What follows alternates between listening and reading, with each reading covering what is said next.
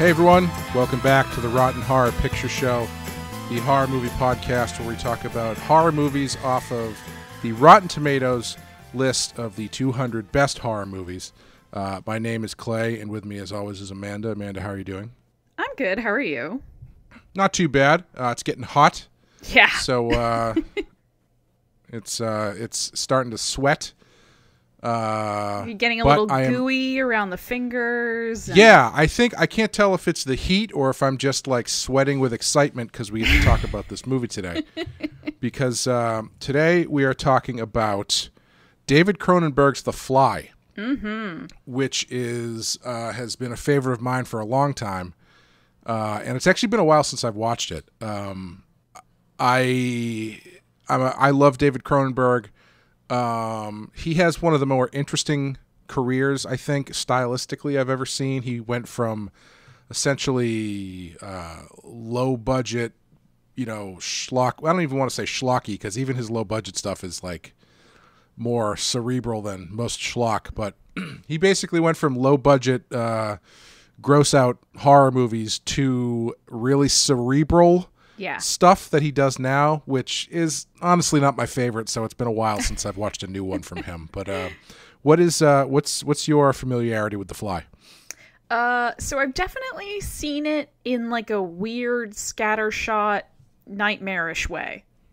I don't know if that's just maybe I saw it for the first time a little too young, and that's kind of how I recall it. Is this one of those movies where you kind of thought for a long time you dreamt it? Yeah. Because I have a few of those. Yeah. I had for Legend with Tom Cruise. I thought for a long time I had dreamt that movie because I remember I had only seen a bit of it, and when I was like really, really young, and it was the part where Tim Curry as the devil steps out of the mirror for the first time, and so I saw like that like 2 to 3 minutes of the movie was the only thing I had ever seen for about 15 years, and so I just assumed that it was my child brain doing something really intense, but. Yeah, I had a similar, like, I have very vivid memories of him, of Jeff Goldblum's character in The Fly, after he starts to transform and is sort of like getting pretty gross, like him crawling up the walls and stuff like that, like that whole sequence where he's like, "Look at me, I'm getting pretty good at it."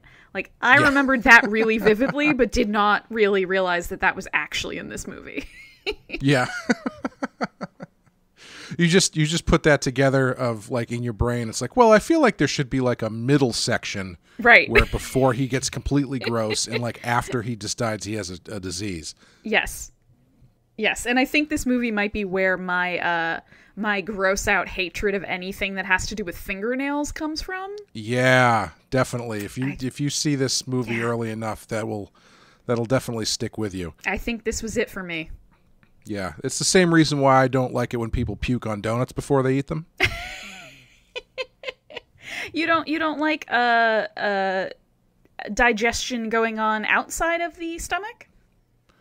Not, if that's what you got to do, that's what you got to do. I mean, everybody has something that they have to deal with in life, but it's not my personal choice. Let's put it that way. Anyway, we'll play the trailer real quick, and then we'll come back and talk about it. I think you're making a mistake. I think you really want to talk to me. Sorry, I have 3 other interviews to do before this party's over. Yeah, but they're not working on something that'll change the world as we know it. They say they are.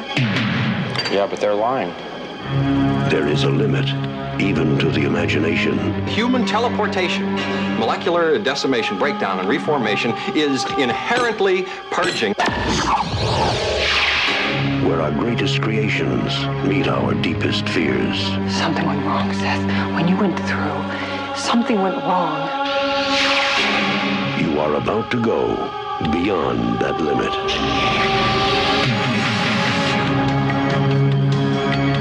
Those weird hairs that were growing out of your back, I had them analyzed. But they were definitely not human. If you saw how scared and angry and desperate he is. I'm sure Typhoid Mary was a very nice person, too, when you saw her socially. No! You're afraid to be destroyed and recreated, aren't you? You're changing, Seth. Everything about you is changing. Oh, no. What's happening to me? Am I dying? I want to know what's going on. What does the disease want? It wants to turn me into something else. Oh, no. A fly got into the transmitter pod with me that first time when I was alone. Don't go back to it. Could be contagious. I'm afraid. Don't be afraid. No. Be afraid. Be very afraid.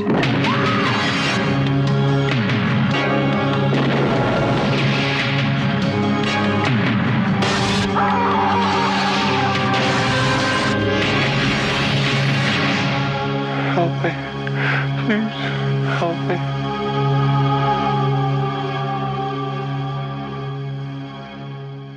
So, David Cronenberg's The Fly, number 71 on Rotten Tomatoes list of the 200 best horror movies of all time. It's got a 92% rating with an adjusted score of 97.955. Wow. Directed by David Cronenberg, written by Charles Edward Pogue and David Cronenberg. I'm going to say heavily rewritten by David Cronenberg if I had to guess. Probably. Starring Jeff Goldblum, Gina Davis, John Getz, and at least one inside-out animal. So, Amanda, what happens in this movie?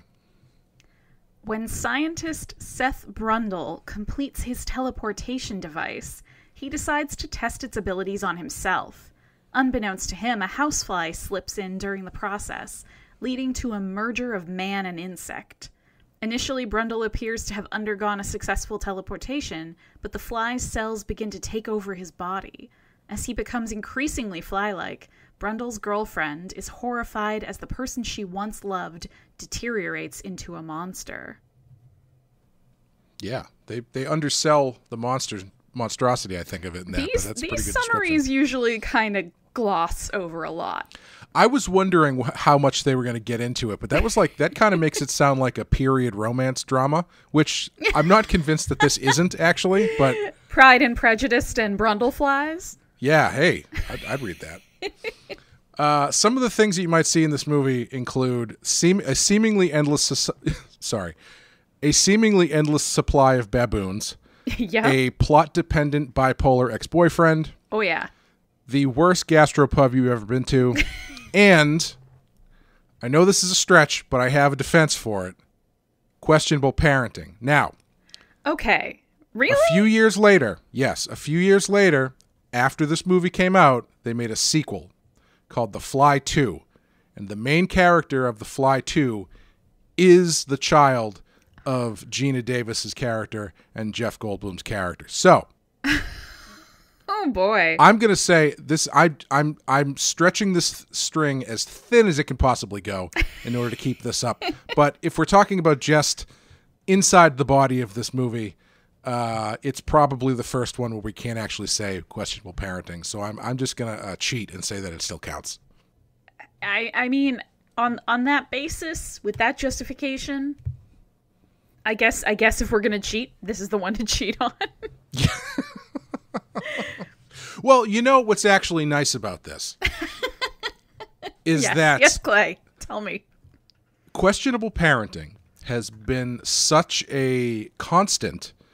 This is the most I've had to stretch for this, like before, because it became a trend because it was legit a trend that was happening. Yes. Yeah. With the exception of maybe like The Innkeepers, which we kind of stretched it a bit, even though there were questionable parents in that film. It didn't really count.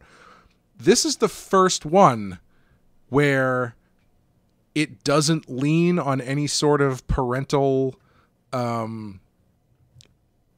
abuse. Maybe abuse isn't the right word, but like there's no clear line drawn to any sort of parental figures. You could argue that the parental figures are the characters in this movie. That was what I was going to point out, is that it's interesting because you're right in that it doesn't. There's no attempt to justify who the characters in this movie are and the choices they make based on their upbringing, which is something I think we've seen a lot in a lot of these other movies. However, a lot of this movie is about parenthood and like what it means and should you do it and all of that. Yeah, there is a really and we could probably get into it more a little bit later, but it's really interesting how this movie kind of really straddles the line between schlocky monster movie and actually really effective tragedy. Yeah. And where those things overlap, I find really interesting, because you get well, first let's talk about a little bit of the background and whatnot, because this was a Mel Brooks production of a remake of a movie from 1958 or something, also called The Fly. 58. Very, very famous horror movie from the 50s. Vincent Price, guy turns himself into a fly. Great movie, also on the list, so we'll be watching that one eventually. Awesome. Unless it lands on unless it moves to one of the numbers we've already done, or disappears entirely. Who knows? Yeah, that's also a possibility. And the director David Cronenberg is known for kind of high concept body horror, essentially. And he's not a, I wouldn't say his movies are funny really at all. And they are fairly serious explorations of disgusting things, at least at this time they were. Yeah. And so and he worked for the most part up to this point, he was doing movies that were at least partially funded by the Canadian government. Because they have a big film, I don't know what the word is, subsidies program, where the government gives a lot of money to Canadian films by Canadian filmmakers that are shot in Canada. So all of his movies are made in Toronto. Oh, okay. And so he's kind of like, I always put him in the same basket as David Lynch, sort of, where they are not really mainstream filmmakers. David Lynch is more of an art house guy. Cronenberg is at this time anyway, I wouldn't call him an art house guy. He's more of like a sophisticated grindhouse guy, if that makes sense. No, it does, because there's something very like embodied about the things that he does and that he's kind of concerned with. Like they're all very physical. Whereas David Lynch is a little more I hesitate to use the word spiritual because I think it sounds very cliche, but that's kind of the best way I can come up with it. Yeah, it's kind of like David Lynch is concerned with the horrors of the mind, and David Cronenberg is concerned with the horrors of the body, essentially. Yes, yeah, like David Lynch is concerned with the sort of horror of realizing sort of the society around you and the ways the world can sort of grind you down. Whereas Cronenberg is very interested in the horrors of realizing that you are a physical body in a physical world. Yeah, it's like very early in his life, someone described to young David Cronenberg the concept of what cancer is, and that just like broke his brain, because he had some like early sexual experience where like he threw up on the person or something, you know what I mean? like something even that basic where it was just like, oh no. Yeah. But you know, his movies they're usually like explorations of, I hesitate to say physical deformities. It's usually like the body, your body is the monster, essentially. It's usually like some sort of like. Sorry, go ahead. Oh, I was just gonna. I think a good word for it is betrayal. Like it's like when your own body betrays you. Yeah, whether or not it's coming from within or it's an external thing being put into your body, like in his first movie Shivers, that's the case. And but yeah, he's a very visceral, heady, disgusting kind of filmmaker, at least at this time. Yeah. And so you put him together with Mel Brooks to do this remake of this kind of campy at this point science fiction horror movie from the 50s. I don't think a lot of people expected this. I mean, if you knew David Cronenberg, you did, but it's just an interesting choice for him. Kind of like how around the same time or a couple years earlier, David Lynch does Dune, which is very much does not feel like a David Lynch movie, and it shows when you watch it. Yeah.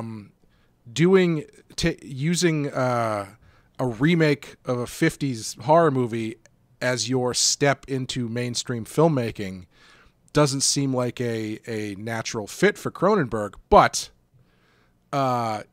he really digs into the awful, horrible concept of what this story is actually about and turns it from, it's a guy with a fly head, into this really thoughtful exploration of disease and passing things on to other generations, and there's abortion stuff going on in here. And, it is very much about your body rebelling against you, and this idea that there's a monologue in this movie, or it's short, so I don't know if I'd call it a monologue, but there's a point where Goldblum's character kind of freaks out a little bit and starts saying stuff about the flesh and blah blah blah blah blah. And that's like if you took one of those Twitter handles where they're like, we took a robot and had it watch 1,000 hours of David Cronenberg movies, and then it wrote this script. That's the thing it would spit out. Is that stuff that he says? Absolutely true. You have to listen to me. You're afraid to dive into the plasma pool, aren't you? You're afraid to be destroyed and recreated, aren't you? I bet you think that you woke me up about the flesh, don't you? But you only know society's straight line about the flesh. You can't penetrate beyond society's sick, gray fear of the flesh. Drink deep or taste not the plasma spring. See what I'm saying? I'm not just talking about sex and penetration. I'm talking about penetration beyond the veil of the flesh. A deep, penetrating dive into the plasma pool. But it's he goes deeper than that and gets into this idea of it's not Seth Brundle and a fly. Like, Seth Brundle didn't absorb the fly. He's now a third being, right? A new creature, and it's just he really takes this concept and just wrings as much out of it as you possibly can. I'm sorry, I talked for a very long time. No, I mean, I think we can tell how much you really enjoy this movie. I love it. I think it's great. Well, and I think something that it's interesting, talking about the 1958 version of this with Vincent Price, I think it's interesting to look at that movie, sort of the evolution from that movie to this movie, especially when you add in Franz Kafka's The Metamorphosis. Sure, yeah. Because that's all about, Gregor Samsa wakes up and he's a cockroach. Mm-hmm. And it's another, man transforming into an insect. Gregor, he's the mountain, right? Yeah. And Stannis Baratheon is the bad boyfriend in this. Rice, yes. Yeah, that's right. Yeah. All right, we're all on the same page now. But I feel like Cronenberg, for all of his sort of, all of the sort of visual horror he brings to it, he kind of brings this back to that Kafka-esque, uncanny and the psychological horror of it. He does kind of bring it back to that, whereas the 1958 version of The Fly is more of that, just oh no, it's a man with a fly's face for a head. Right. Yeah, and what's actually really interesting about this is they actually walk the line really interestingly between David Cronenberg exploration of the horrors of this idea and also it being a remake of a campy monster movie, because you kind of swerve back and forth. You start the movie with this big horror movie score, 3-note chord progression thing that feels very much like an old classic monster movie. I think Howard Shore did the music. Howard Shore did a lot of David Cronenberg stuff, and then he went on to do the music for Lord of the Rings.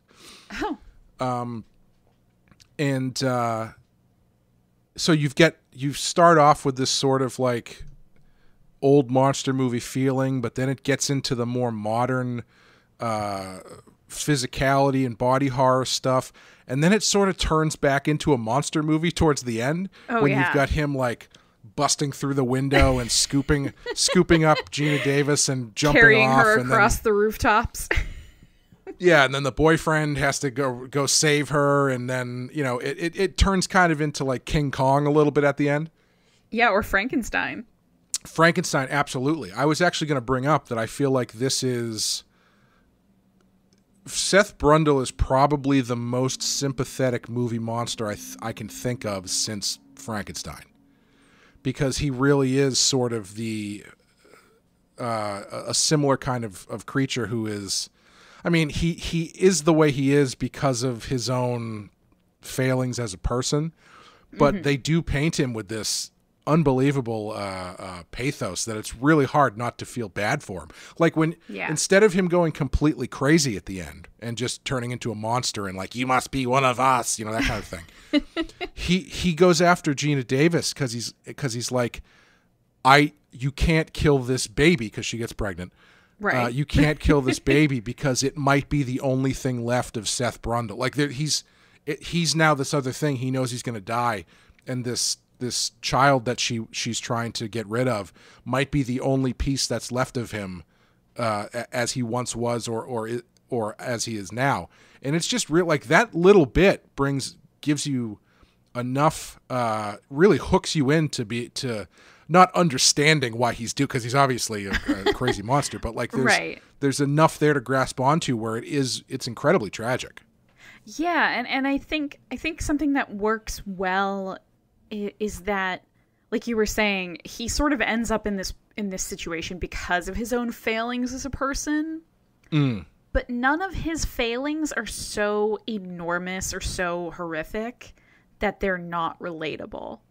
Right. His failings are very like, we all have had those moments. Like we've all had those moments of either, whether you want to say it's hubris, like he believes too much in his own genius and his own invention, or if it's jealousy because he's jealous of Veronica's ex-boyfriend.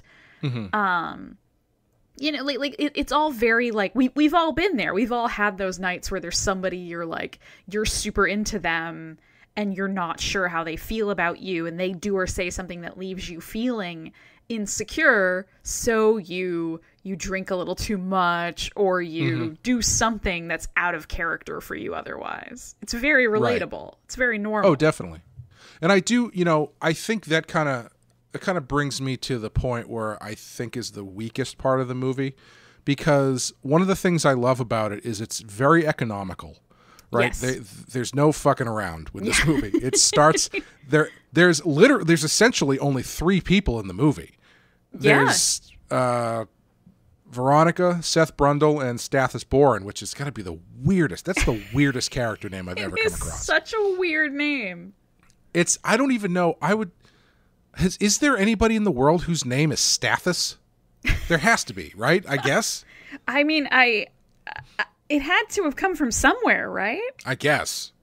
Anyway, so there's like a couple other characters who have like very, very minor parts. There's a girl who may or may not be a hooker.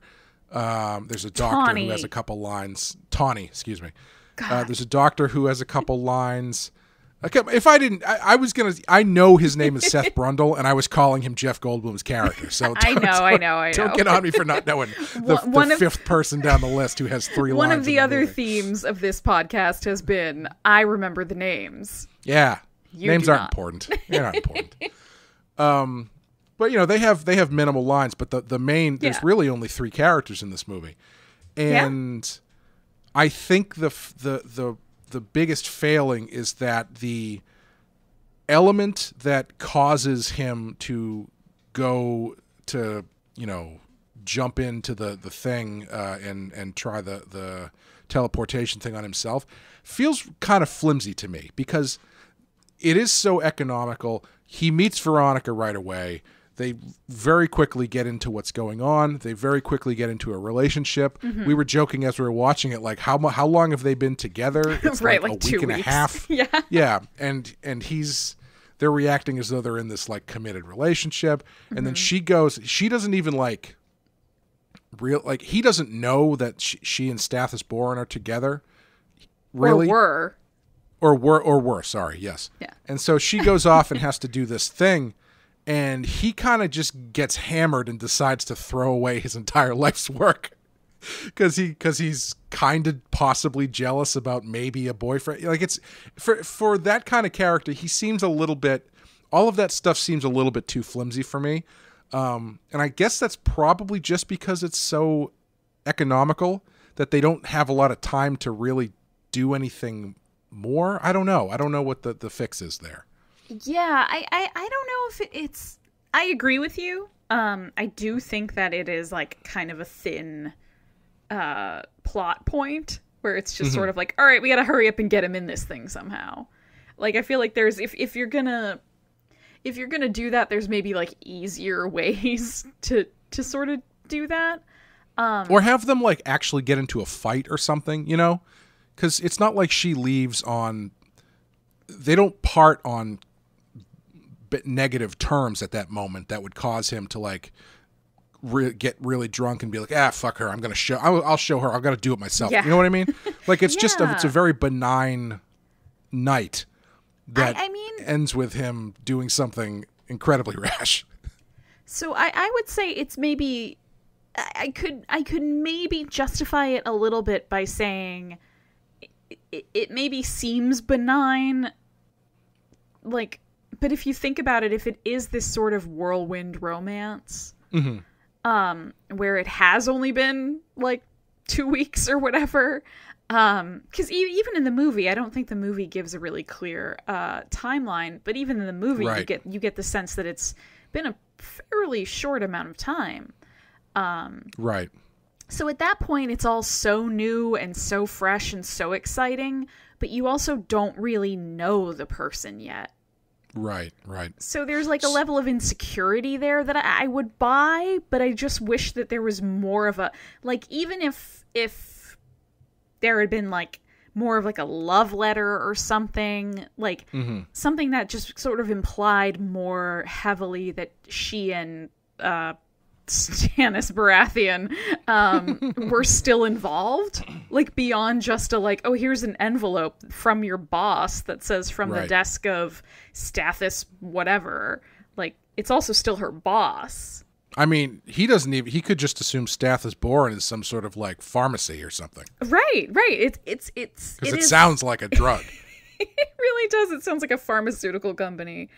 But speaking of that character in general, he is, as you said in your list of things you'll find in this movie, he as a character is so like thin isn't quite the right word. He just like he is whatever the plot or the movie asks him to be at that moment. Like he's very much a device. Yeah, there's no like integrity to him as a character, except I guess maybe you could argue his focus on Veronica is really the only constant in him as a character. Yeah, because I was going to ask you, why do you think he is such a creep in the story? Because there's really no reason for him to be such a creep, other than for him to be to push back on Veronica because she's with Seth. Yeah. But even so, I mean, like he's like following her to the store. Oh, he's stalking making her. A scene. Yeah, he's stalking her. He's showing up at her house and taking a shower because it's like as a power move because he's still got a key to her house. Like, I don't know. And given how he, as you're saying, because the plot requires him to, how he really turns on a dime and becomes like this, for lack of a better term, hero. I wouldn't call him a hero, but he kind of ends up playing that role. Like when Seth starts getting really bad and the pregnancy thing starts happening, she turns to Stathis, and Stathis is like very calm and reasonable about the entire thing. And is actually kind of good to her. Yeah, definitely. So it's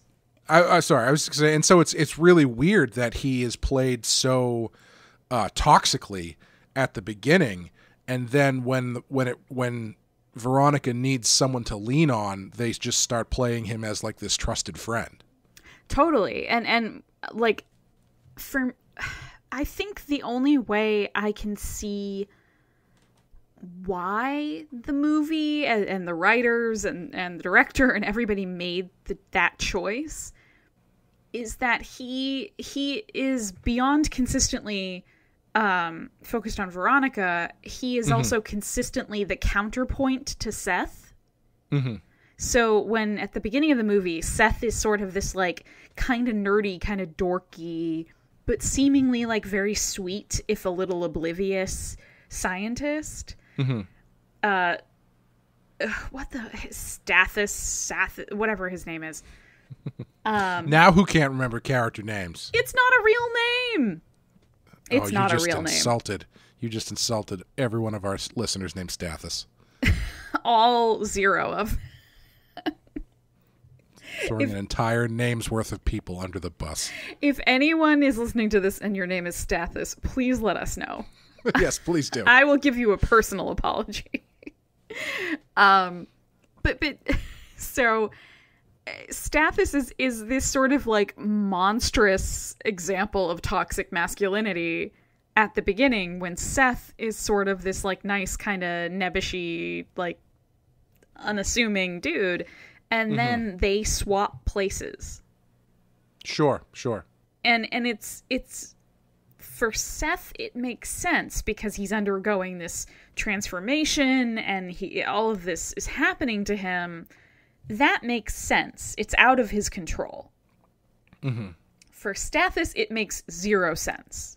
Right. It makes no sense how he goes from this just kind of gross, domineering, aggressive, controlling, rude person to this fairly, like you said, when she comes to him for help and she's freaking out, he stays very calm. He pulls some strings to try and get her a doctor's appointment in the middle of the night. Yeah. He's driving her around. He's like, I was thinking maybe he's not that good a guy in the end, because he clearly knows where to go to get a late night emergency abortion. It's not the first time he's done this, I think. But in the late 80s, like that's not illegal, Like right. He's taking her to a legitimate doctor in a hospital, like a nice looking hospital. He's not like back alley. As far as we know, her.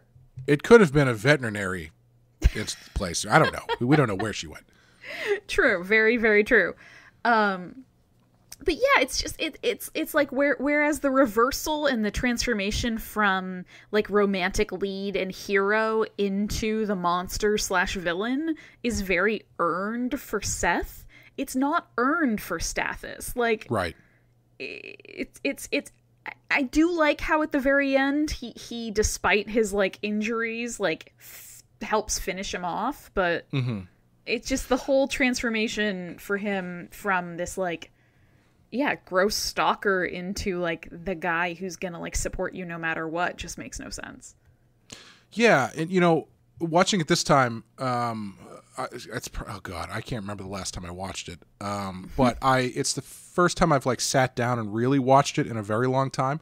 And so, it's the year's 2020. You have different things present in your mind as far as character relationships and how different characters are written and gender dynamics and all that kind of stuff. And I was thinking going into the like climax of this movie, I was like, oh no, is Geena Davis just going to become like a damsel in distress character? Yeah. And I feel like, oddly enough, one of the reasons that they write Stathis the way they do in the second half of the movie is to make sure that Veronica still has agency over what's going on. Yeah. Because I feel like you very easily could have gotten into this thing where Stathis, the toxic guy who is the head of this, the editor-in-chief of this science magazine, is trying to convince her to keep the baby because of what it would mean for like the story she could write, some shit like that. It's very much not that. It's very much, okay, what do you want to do, Veronica? And Veronica's like, I need this out of me now. And he's like, okay, I will help make that. Like, she maintains all of the agency over what happens to her, the for lack of a better term, thing that might be growing inside of her. Yeah. And even at the end when she gets kidnapped and Fay Raid to an extent. Yeah. When Stathis shows up with the shotgun, he is immediately taken off the board in a absolutely disgusting manner by Brundle, who just acid vomits all over his hand and dissolves his hand, and then acid vomits all over his ankle and essentially cuts his foot off. And he has the actor who plays Stathis has the most unique reaction to that happening I've ever seen in a movie, because like he definitely goes the opposite way you'd think, where generally you'd think, okay, I just got my hand has been burned off and my leg has been burned off, I'm gonna scream like a maniac. Yeah. But he like actually internalizes it, and you can like see him dealing with what's not just the fact that he's lost his hand and his leg, but that this half man, half fly thing just acid vomited all over him to burn his limbs off. And it's almost like he doesn't scream because he can't believe what's happening. I actually think it's a very unique reaction. But I think it's kind of a great choice. Oh, it is. It's great. Yeah, like as like from a standpoint of like appreciating the performance, I really loved that. Like I loved that he had that reaction, because it is something that like you could imagine like you're just in so much shock that none of it is processing really. Yeah, and it's oddly like almost emasculating, because he doesn't scream, he just kind of like faints. He kind of keeps it to himself, and then he goes, ugh, and he just sort of falls over. Well, and going. Oh, sorry. No, go ahead. I was just going to say, going along with what you were saying about Veronica keeping her agency throughout the whole movie, the only reason that Brundle doesn't kill Stathis is that she says, she asks him to stop. She says, please don't. Right. So she saves his life. Right, yeah. Yeah, and from that point on, they take Stathis off the board until essentially the end, where he does play a part in saving her, but ultimately it's not, he doesn't kill the monster and then like they don't fade, the music doesn't swell and fade out with, he clutches her against him and they kiss. Like, no. Yeah, he saves her from being fly potted, but the actual dispatching of the monster and like that whole final scene after Stathis gets vomited on is between Veronica and Brundle until Brundle turns into his final form there. Yeah. And then she's ultimately the one that kills him. And it's I feel like his handling is very much to make sure that she maintains her level of agency and make sure that she doesn't just become a piece in the climax of the story, you know? Yeah, definitely. Like, this is very minor, but one of the things I really loved about Veronica as a character, there's that moment where she's talking to Seth Brundle and she's like explaining her background with Stathis. And in a different movie, her sort of saying, oh, he was a professor and I was a student, there would be like a predatory level to that, where it's like, oh, he took advantage of her when she was young. Ugh, gross. Like, oh God. But she explains that and talks about her history with him and then how they broke up. And Seth says to her, is he still in love with you? And she just goes, why wouldn't he be? Yeah. And I loved that, because it was so like, he didn't take advantage of me. It was a mutual relationship. We both got something out of it. I've moved on. He hasn't. And it's like, right. She's not trying to like sugarcoat it or like protect his ego from afar. She's just very much like, yeah, of course he still is. Yeah. Yeah. She's a really interesting character, because she doesn't have as much screen time as you'd think she would, because she kind of disappears for pieces and as they focus on Brundle and stuff. But the stuff that she does have to do, she is written as a very I don't want to use the term strong female character, because it gets tossed around so much. But she's a well written character. There's a lot to her. There's a lot more to her than just, oh, she's the girl who is there to see the experiment so we can see the experiment, you know? Right, and she's just as flawed as the rest of them. Oh, absolutely, yeah. Which is, I think, a very important point, is that, like, she is part of the reason, whether she realizes it or not, that things have escalated to this point. Because before he met her, Seth never would have thought about putting himself through the teleporter. Right. He does it in large part to impress her. Yeah, and also kind of like as a fuck you to her, I think too. But oh yeah, but she's definitely like pushing him towards it faster Sure. than he otherwise would have. Sure. And also, I think, you know, I might be treading into dangerous ground here, but they're fictional characters, so whatever. I feel like the relationship with her and Stathis is kind of portrayed in such a way where she's not entirely doing everything she could to shut him down, if that makes sense. Like, I'm not saying that she's inviting his creepiness and his whatnot, but like the fact that he shows up at her apartment, she's kind of like moderately fine with it. Like, she's not as she doesn't react as strongly as I think one would. Yeah, you know, that's fair. there's a little bit there where it's like I feel like there's, again, I'm not blaming her for him being a creep, but it does seem like there is some unresolved stuff there. Let's put it that way. Yeah, I think that's fair to say. I think at first it's kind of difficult to tell how much of it is just like, you know, women are typically kind of taught to be accommodating, and like oftentimes it's sort of like, well, he doesn't mean anything by it. Oh, he's just doing it. He thinks it's like cute or whatever. I don't want to make him upset. I don't want to make him angry. That's true. You could look at it that way too. Yeah, I know. I think I know where you're going with that. Yeah. Yeah, and then there's also the fact that that's her boss.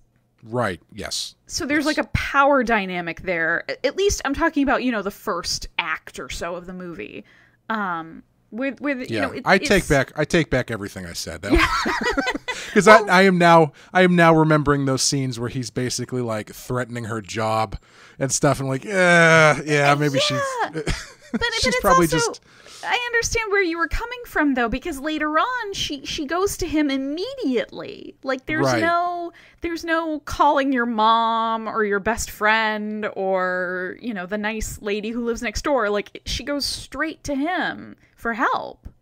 Mm-hmm. So there is still clearly a level of she trusts him with this, you know. Yeah. And so I'm not trying to completely steamroll what you just said, but I think it goes. You're to right too.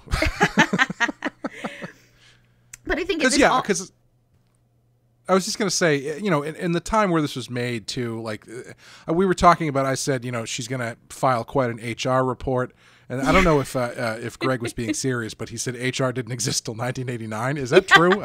No. I don't know. I've never worked an office job in my life. He was being facetious. Okay. Well, regardless, he will be very happy that you thought he was serious, though. I take everything he says as literal truth. Oh, and man. I always have. No, you're going to have some serious misconceptions. But you know, it's a different time than we are in now. Absolutely. And there definitely is a different power dynamic present in this movie than, I mean, I'm sure this stuff does still happen, obviously, but there's I think that her reaction to it probably is very much in the kind of, for lack of a better word, traditional sense of you just kind of have to make sure that you get out okay, but don't push back so hard that they fly off the handle, which is not the way not the way things should be, but you know. Right, but that's, I mean, very much the way it was and very often still is, where it's sort of like, right. Yeah, exactly what you said. You know, do enough to make sure that you can get out of the situation, but don't go so far as to offend. Right. It's one thing if you sort of jokingly, like, maybe you're kind of mean to him, but you're mean in like a teasing way. That's fine. But to just be like, fuck you, I'm calling the cops, then you're in trouble. Which is such a double-edged sword, because, you know, guys, if you're mean to them in a sarcastic, teasing way, they're going to think you're flirting with them. I mean, that's So how it's I just- ended up with Greg. I know. That's what he told me, and I took it as literal truth. Just mean to him for days. But to backpedal a little bit and talk about that moment that I felt was kind of weak. I was thinking about it, and I think what maybe they should have done or could have done, because I thought this is what happened in my head.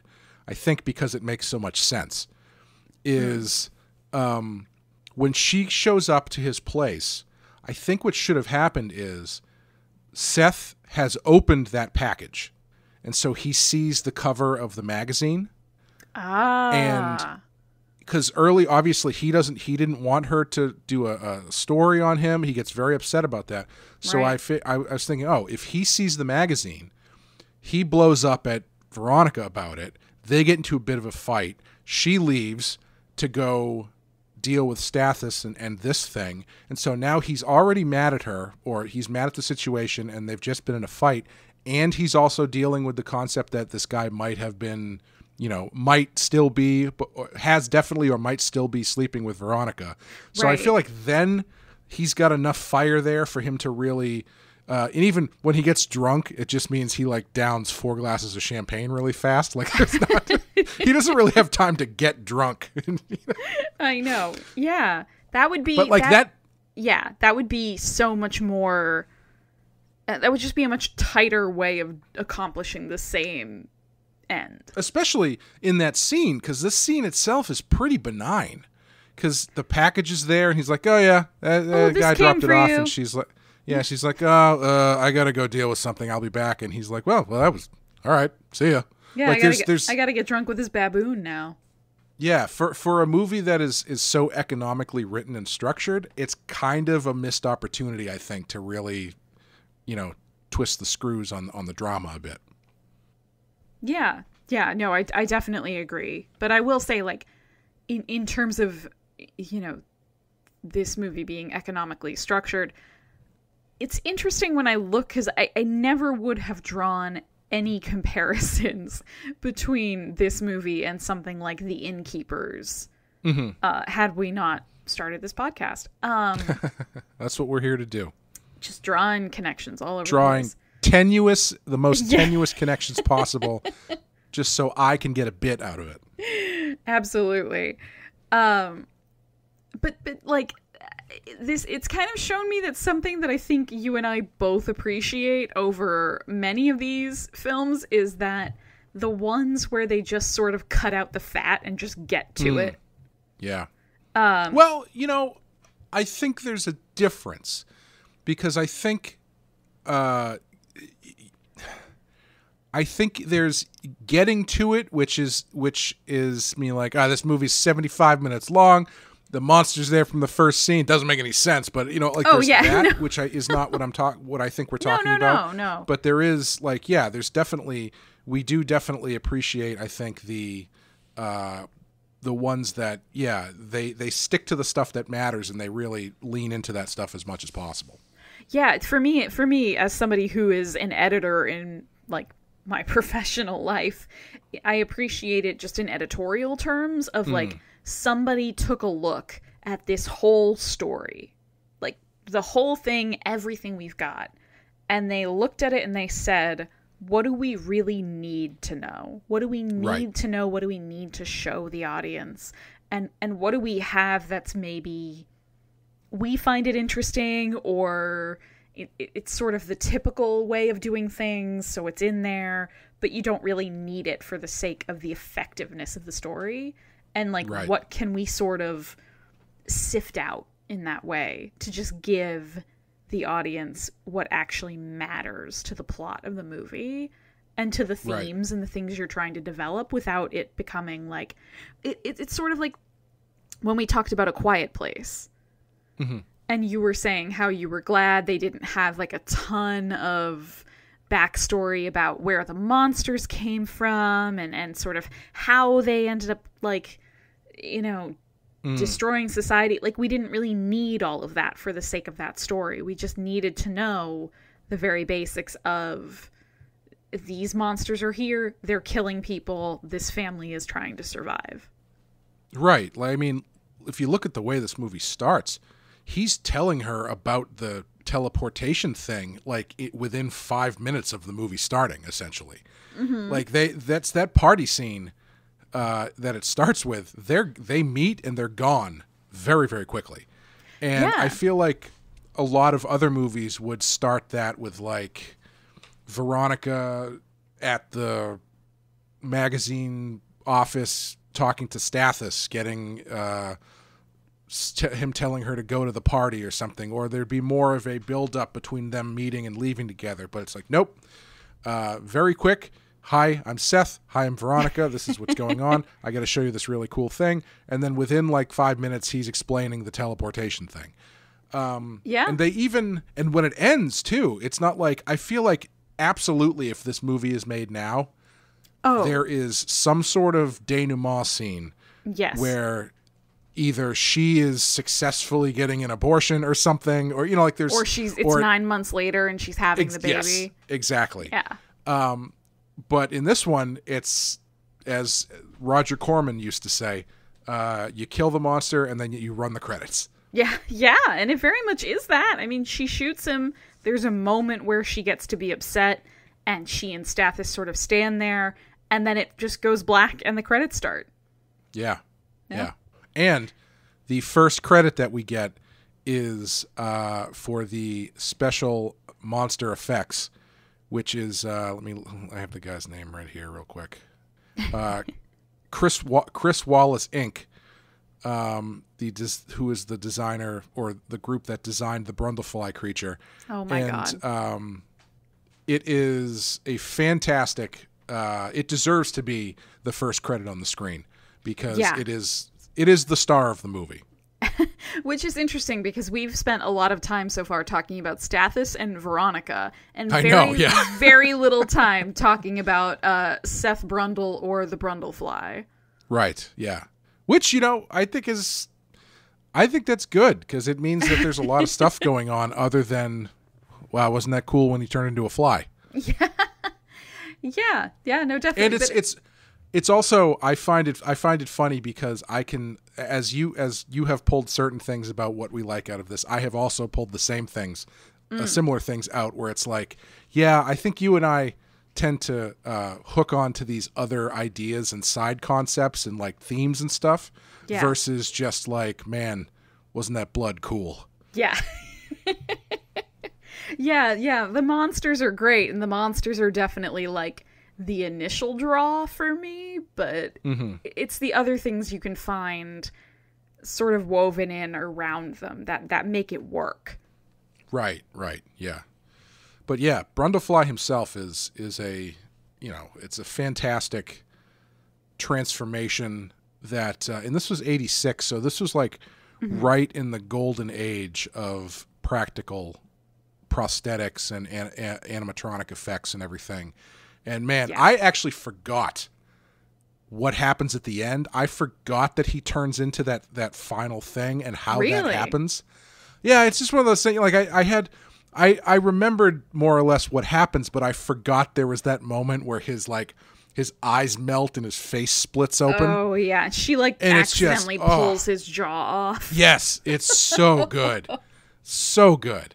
I am such a mark for great monster transformation. I love werewolf movies, not so much anymore because it's all CGI, but I love practical werewolf transformations and stuff like that, or The Thing, that kind of just the creativity and the disgusting creativity on display in these movies has always been a high point for me.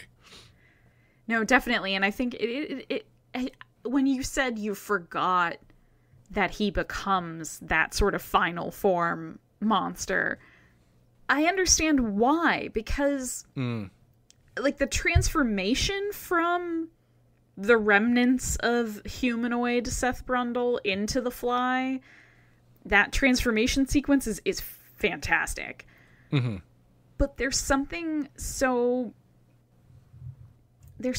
much more remarkable, and it has so much more of an impact when he's still vaguely humanoid looking, but looks so different from the man he starts as. Right. Like, Yeah, once he's the fly monster, he sort of has entered this other category where it's just like, oh yeah, that's cool and like gross and a monster. But there's something so iconic about him when he's still vaguely human. Right. And I think part of that, or a big part of it, is that you've spent the entire movie watching and caring about Seth Brundle. And the minute that he turns into that monster, Brundle is completely gone.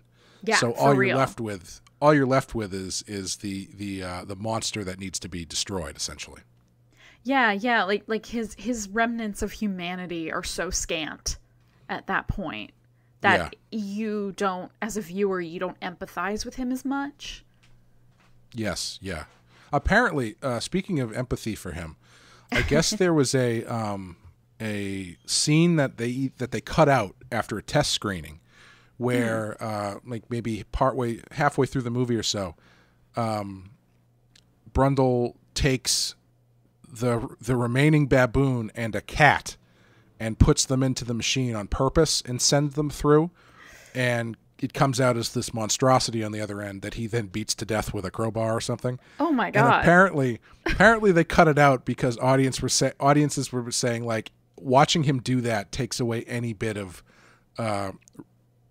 pathos you might have for him.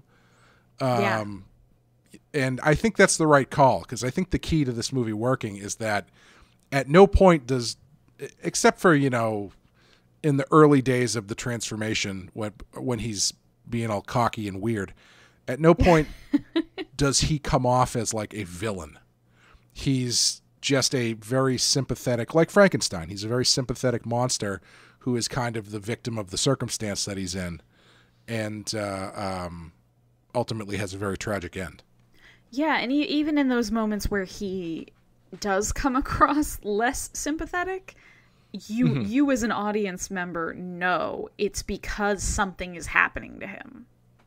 Right. Like they do such a good job early on of sort of establishing his character and the sort of guy he is, that once he hits that point, intuitively that this is not normal. Right. And so it's like more easily forgiven even when he is kind of an asshole. Whereas, combining two animals and essentially sacrificing them to confirm your own very obvious fuck up. Yeah, it's also a fairly redundant scene, honestly. Yeah, you don't really need it. It's just an opportunity for that amazing makeup and special effects team to build another monster. Right. We've gone all this time without even talking about Jeff Goldblum's performance, really, which I think we should probably touch on a little bit. Probably. I actually don't. It's tough because I don't know all the movies he's been in, and it's tough to know just by looking at the IMDb where he is in like the cast hierarchy. But I think this might be the only, or at least possibly the last movie that Jeff Goldblum was the lead in, because he's almost always a side character or a secondary character. You never see him as the lead, I don't think. It's definitely not the last one he was, because Jurassic Park 2, I think. Yeah, he's okay. the main character. Yeah, I guess that counts. Sorry. Well, but even there, he's only the lead in that because Sam Neill didn't come back. Right. What about Independence Day? Yeah, okay, sure. Still, right? It's an ensemble, but I'll count he's like it. a co-lead. Sure. Yeah, but basically, my point is, he very rarely gets like the spotlight. Right. And he gets the full spotlight in this movie, and it is well deserved, because I can't think of anyone else who could play this part. Yeah.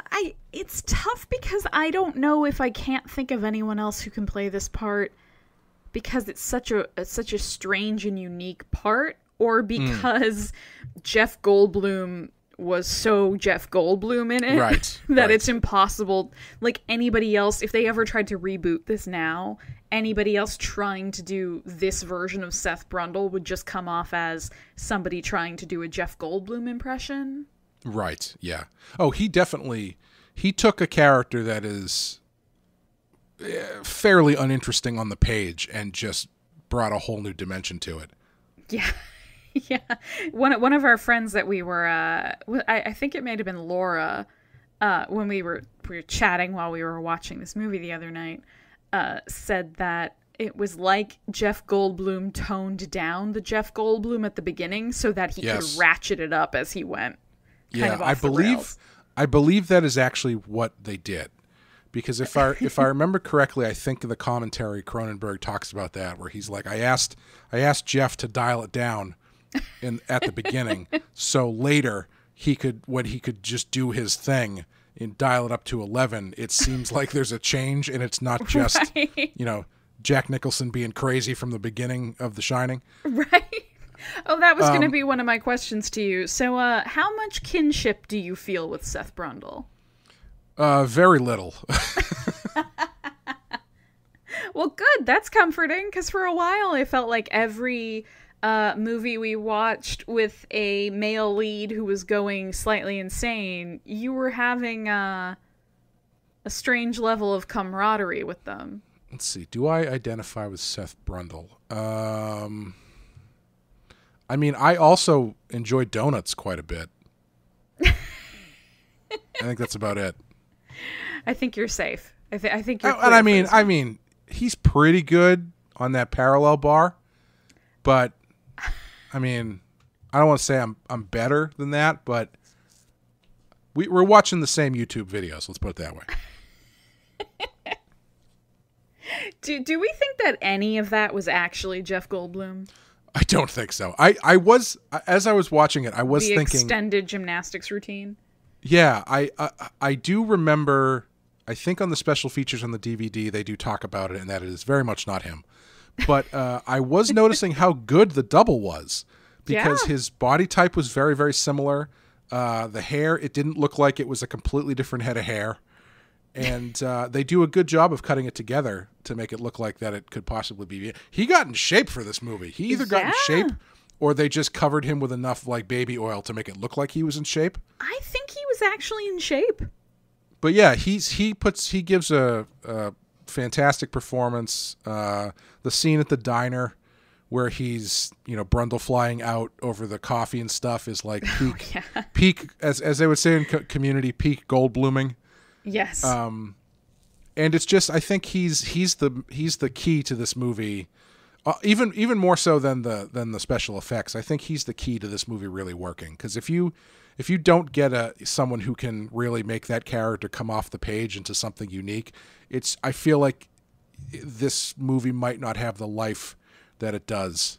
Because Cronenberg movies, they can be really weird. And you don't say. Yeah, they kind of live or die by the lead character, because if the lead isn't really good, then it doesn't really support the rest that's going on. Yeah. It like Scanners. The lead of Scanners, I think, he's just like a wet blanket. I don't think he's very interesting at all. He's surrounded by great actors. Like, you've got Patrick McGowan in there. You've got Michael Ironsides, but the lead is just kind of this wet blanket, boring guy. Yeah. But then you've got like Videodrome. Where I was just going to say, and on the other hand, you have James Woods. Yeah, where James Woods' character, pretty boring in that movie. But if you get James Woods to play that character, you're instantly adding like some energy to it that wasn't there on the page. Yeah, I think that's something I think that's a similar thing here. Definitely. I think that's something also very interesting about Cronenberg in general, is that he, kind of similarly again to David Lynch, I would say, he does a good job with having these lead actors who are very specific. Mm-hmm. Like, very much unique, not kind of a type. Like, they handle those sorts of actors well, where it sort of meshes in, like their weirdness meshes well with the actor's weirdness. Because it's just like when I think about who else who was like a big leading man name in the late 80s. Like who else could have maybe tried to get this part? This part specifically, or something like this. Jeez, not. I don't think Tom Cruise would be going out for The Fly. Probably not. I mean, honestly, well, I don't think he would be great in it, but I could see like Nicholson doing something weird like this. But I feel like he already did his way. You know, he's doing Batman in 1989, so he's not averse to doing weird stuff every now and then.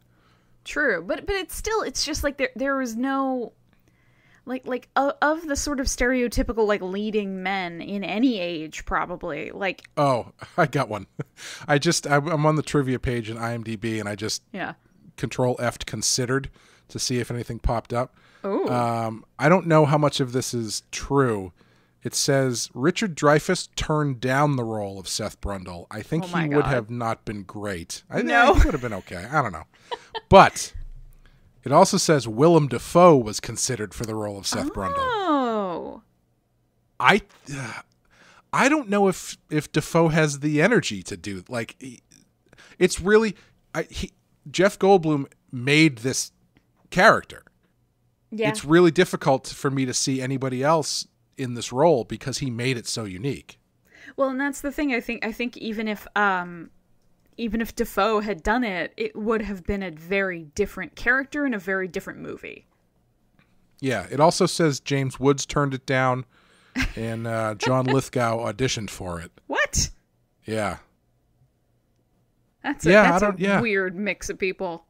Yeah, it's a very, very different movies with any of these people. A lot of times it's kind of interchangeable, and you're like, oh yeah, that'd be interesting. But I think anybody else playing Seth Brundle, you're making a different movie. Arguably Absolutely. Not as good. We didn't even mention the maggot birth scene. Oh, the nightmare. Yeah. Whoa. Which I don't know if you knew, but the doctor who delivers the maggot is David Cronenberg. Oh, I didn't know that. Yeah, makes perfect sense. Yeah, of course. Yeah, I don't know what there is to say about it. That's a great scene. It was. So I'm gonna narc on Greg a little bit. At one point, he leans over to me and is like, "Is this what abortions are like?"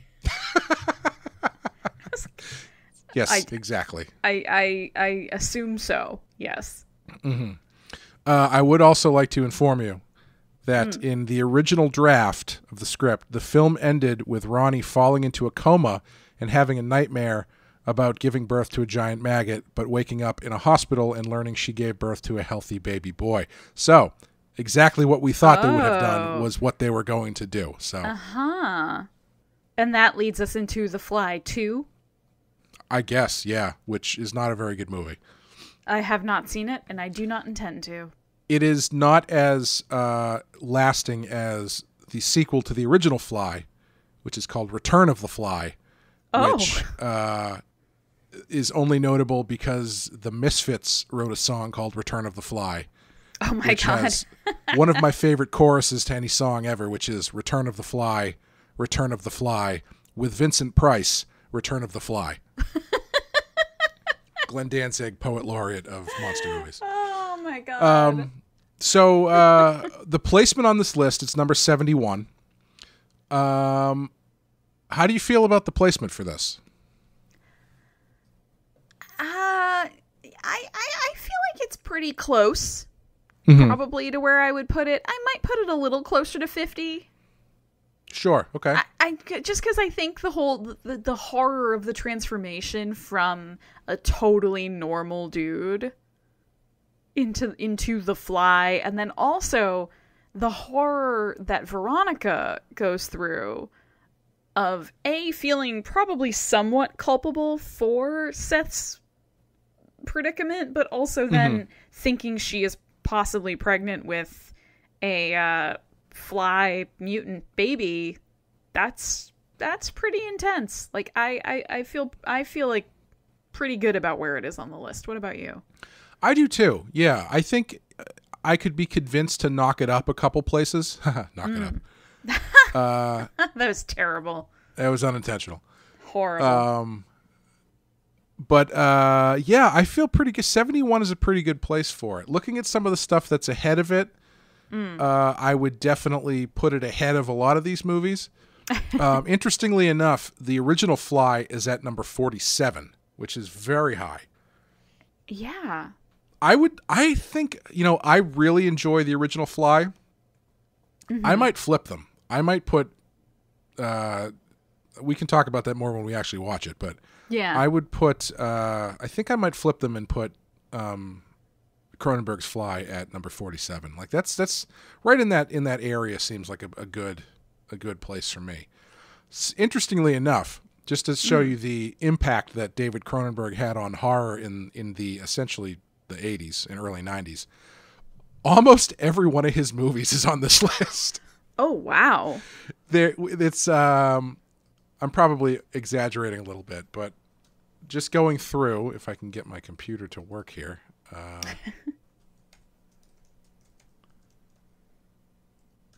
We've got Scanners, The Brood, Videodrome, Dead Ringers, Shivers, The Dead Zone, and The Fly, which is basically his entire output from his first movie up until like 1992. Wow. Yeah. I wonder if he's somebody who has like the most movies on the list. That's very, very possible. Yeah. Because a lot of horror movie directors don't actually have, what's the nice way to say this? A plethora of quality output. Yeah. For whatever reason, I don't know.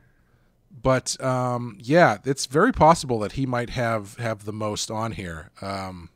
Yeah, maybe he's the most consistent director we have on there. There's only 2 John Carpenter movies. Wow. 4 Romero movies. Who's another big one off the top of my head? What about Wes Craven? Yeah, 4 for Wes Craven.